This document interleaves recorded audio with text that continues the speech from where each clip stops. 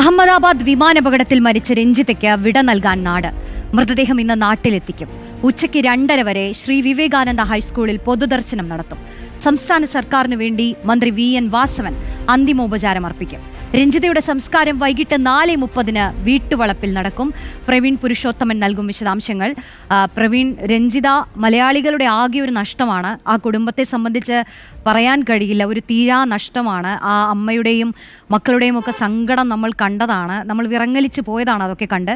ഇന്നിപ്പോൾ ജന്മനാട്ടിലേക്ക് മൃതദേഹം, സംസ്കാര ചടങ്ങുകൾ, അതൊക്കെ സംബന്ധിച്ച് എന്താണ് വിവരം?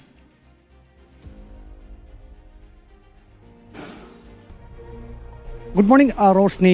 പത്തനംതിട്ട പുല്ലാട് നിവാസികളെ സംബന്ധിച്ചൊരു കാത്തിരിപ്പായിരുന്നു ഇത്രയും ദിവസം. കാരണം വിമാനാപകടത്തിൽ മരിച്ച തങ്ങളുടെ പ്രിയപ്പെട്ട രഞ്ജിതയുടെ ഭൗതികദേഹം എപ്പോഴത്തേക്ക് ഈ നാട്ടിൽ എത്തിക്കുമെന്നൊരു വിഷമമൊക്കെ എല്ലാവർക്കും ഉണ്ടായിരുന്ന ഒരു ആകാംക്ഷയൊക്കെ ഉണ്ടായിരുന്നു. പക്ഷേ ആ ആകാംക്ഷയ്ക്കൊക്കെ വിരാമമായിരിക്കുന്നു. ഇന്നിപ്പോൾ രഞ്ജിതയുടെ ഭൗതികദേഹം സ്വദേശത്തേക്ക് എത്തിക്കുകയാണ്. ഞാനിപ്പോൾ നിൽക്കുന്നത് രഞ്ജിത പഠിച്ച പുല്ലാട് ശ്രീ വിവേകാനന്ദ ഹൈസ്കൂളിൻ്റെ മുൻവശത്താണ്. രഞ്ജിതയ്ക്ക് ഏറ്റവും പ്രിയപ്പെട്ട സ്കൂളായിരുന്നു. കാരണം ബാല്യകാലത്ത് പഠിച്ച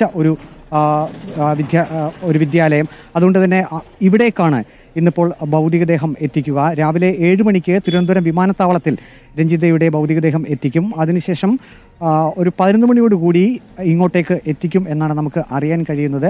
ഇപ്പോൾ നമുക്ക് കാണാൻ കഴിയും, ഇതിനകത്ത് പന്തലൊക്കെ ഒരുക്കിയിട്ടുണ്ട്. ഇവിടെയായിരിക്കും പൊതുദർശനം നടത്തുക.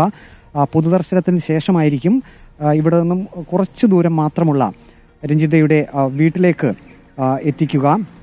വൈകിട്ട് 4:30 വീട്ടുവളപ്പിലായിരിക്കും സംസ്കാര ചടങ്ങ് നടത്തുക. ഇന്നിപ്പോൾ ഇവിടെ ഭൗതികദേഹം എത്തിക്കുന്നത് കാരണം സ്കൂളിന് ജില്ലാ കളക്ടർ അവധിയും പ്രഖ്യാപിച്ചിട്ടുണ്ട്. ഇവിടെ ഭൗതികദേഹം എത്തുമ്പോൾ ആളുകൾക്ക് അന്ത്യാഞ്ജലി അർപ്പിക്കുന്നതിനുള്ള എല്ലാ സൗകര്യങ്ങളും ഇവിടെ ഒരുക്കിയിട്ടുണ്ട്.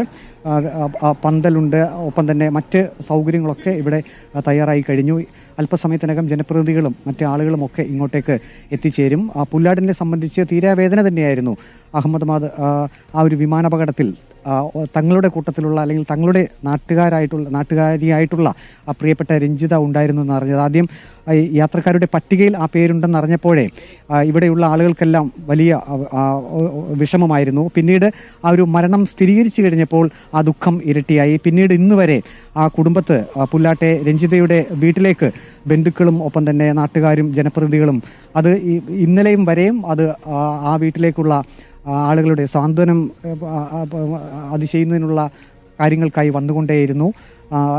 ആദ്യം രഞ്ജിതയുടെ സഹോദരനും ഒപ്പം തന്നെ അമ്മാവനുമാണ് അഹമ്മദാബാദിലേക്ക് പോയത്. കാരണം DNA പരിശോധനകളൊക്കെ നടത്തേണ്ടതുണ്ടായിരുന്നു. പക്ഷേ ആദ്യ പരിശോധന അത് ക്രോസ് മാച്ച് ആകാത്തതിനാൽ തന്നെ പിന്നീട് രഞ്ജിതയുടെ അമ്മയുടെ രക്തസാമ്പിൾ കൂടി ശേഖരിക്കുകയുണ്ടായി. അങ്ങനെ രഞ്ജിതയുടെ അമ്മയുടെ DNA സാമ്പിൾ രഞ്ജിതയുടെ DNA സാമ്പിളുമായി ഒത്തുചേരുകയും അങ്ങനെയാണ് മൃതദേഹം തിരിച്ചറിയാൻ കഴിയുകയും ചെയ്തത്. ഇത്രയും ദിവസം രഞ്ജിതയുടെ സഹോദരനും ഒപ്പം തന്നെ അമ്മാവനും അഹമ്മദാബാദിൽ തന്നെ തുടരുകയായിരുന്നു. അവരും ഈ ഭൗതികദേഹത്തോടൊപ്പം അനുഗമിക്കുന്നുണ്ട്. ഏതായാലും പുല്ലാട് ഗ്രാമ നിവാസികളെ സംബന്ധിച്ച് തീരാവേദന തന്നെയാണ്. പക്ഷേ ഇന്നിപ്പോൾ ഭൗതികദേഹം ഇങ്ങോട്ടേക്ക് എത്തിക്കാൻ പോവുകയാണ്.